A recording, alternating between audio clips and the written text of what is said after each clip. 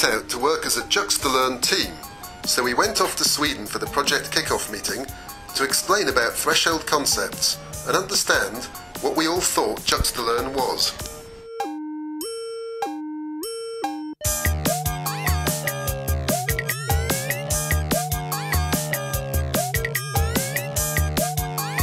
But we didn't understand how to communicate our understanding.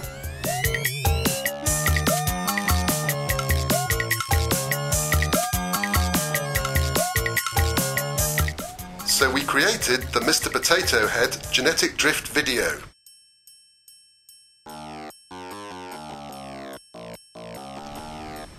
Then they understood. We returned to Milton Keynes. We worked with the teachers, and the teachers didn't understand why the students didn't understand.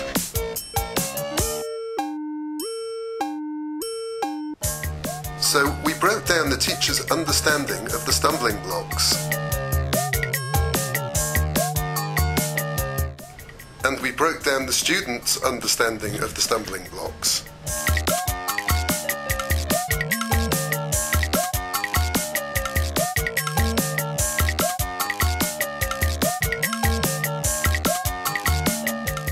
Then they understood. And we loved it so much, we didn't understand why it wasn't part of our current teaching.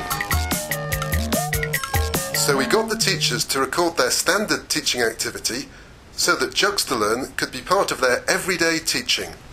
We made pencasts of the examples we use in our teaching and put them online for the students to look at whenever they want to.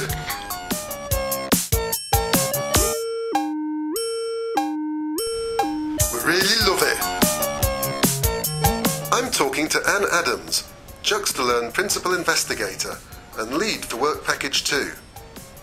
Anne, tell me a little about the JuxtaLearn approach to threshold concepts. In teaching and learning, students often get stuck.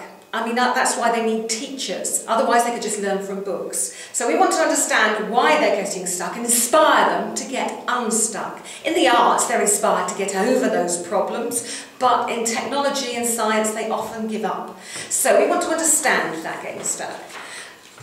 Here's some learning journeys of students and how they progress through their understanding. So this student's going round and round in circles and they're not really understanding. Well, they're not understanding and then they're understanding. This student's having its ups and downs and understanding some bits and getting over problems and understanding. This poor student gets so far and then gives up.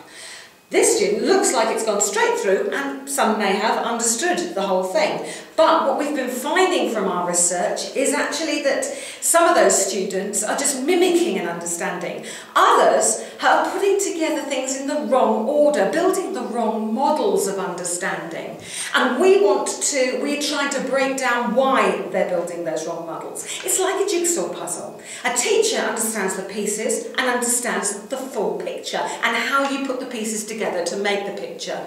What we found here is that students are putting together the pieces in the wrong order and building up the wrong picture. The teacher looks at it and says, but you got them in the wrong order, take them apart again, explains it, they do it wrong again. They say, well, I don't understand why you don't understand what the whole picture's supposed to look like.